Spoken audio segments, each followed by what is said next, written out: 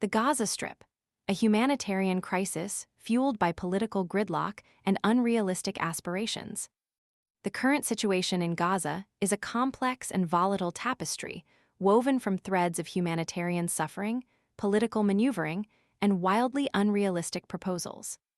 Israel's imposition of a blockade, ostensibly to pressure Hamas into accepting a revised ceasefire agreement, has plunged the already vulnerable population into a deeper crisis.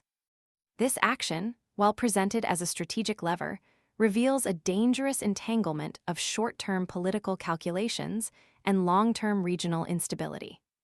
The core issue revolves around the release of hostages held by Hamas, a demand that has become inextricably linked to the precarious future of Benjamin Netanyahu's government. Netanyahu's office justifies the blockade by claiming Hamas refuses a plan proposed, allegedly, by a U.S. envoy. This plan, the details of which remain shrouded in ambiguity, reportedly hinges on a phased approach.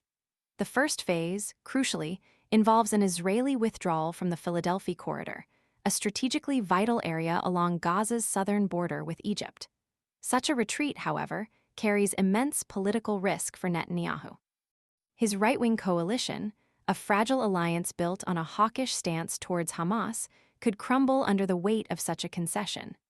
This potential collapse could trigger early elections, casting Netanyahu's political future into considerable doubt. The Israeli political landscape is rife with speculation regarding the ceasefire itself. Analysts suggest that Netanyahu, potentially under pressure from Donald Trump, agreed to the initial ceasefire with a tacit understanding that a second phase, involving concessions such as a withdrawal, would never materialize. This theory gains credence from Netanyahu's subsequent actions, preventing Israeli negotiators from even discussing the terms of a second phase since the ceasefire began. This calculated stalling tactic, however, ignores the desperate pleas of families whose loved ones remain captive. Adding to the complexity is the stark division within Israeli society. While most Israelis prioritize the release of the hostages, a natural human response to the suffering of their compatriots, this desire clashes sharply with the hardline stance of the far-right factions within Netanyahu's coalition. These groups, essential for maintaining his government's precarious majority, advocate for the complete destruction of Hamas, viewing any concession as a sign of weakness. This fundamental disagreement underscores the deep-seated ideological chasm that fuels the conflict. The stalemate effectively prevents any meaningful progress towards a lasting solution. The fate of the hostages, many of whom are believed to be still alive, only 25 out of 59 are confirmed to be alive, is tragically caught in this political crossfire. The situation is further complicated by the absence of a consensus on the future governance of Gaza. Once a ceasefire is achieved, the question of who will control the territory remains unanswered. This vacuum adds another layer of uncertainty, hindering any progress towards a lasting peace. Then there's the baffling and deeply disturbing proposal floated by Donald Trump earlier this year, a suggestion so outlandish it borders on the surreal.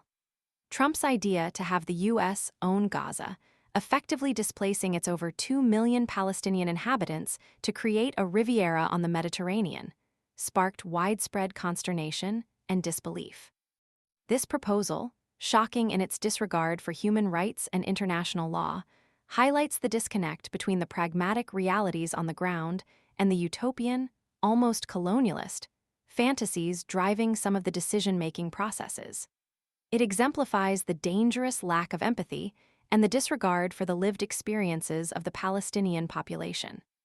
The proposal, though seemingly dismissed, serves as a stark reminder of the potential for radical and inhumane solutions to be considered in the absence of thoughtful, compassionate, and inclusive diplomatic engagement. The blockade of Gaza, therefore, represents more than just a tactical maneuver. It's a stark illustration of the profound political risks inherent in any compromise, the deep divisions within Israeli society, and the troubling potential for extremist narratives to shape policy decisions with devastating consequences.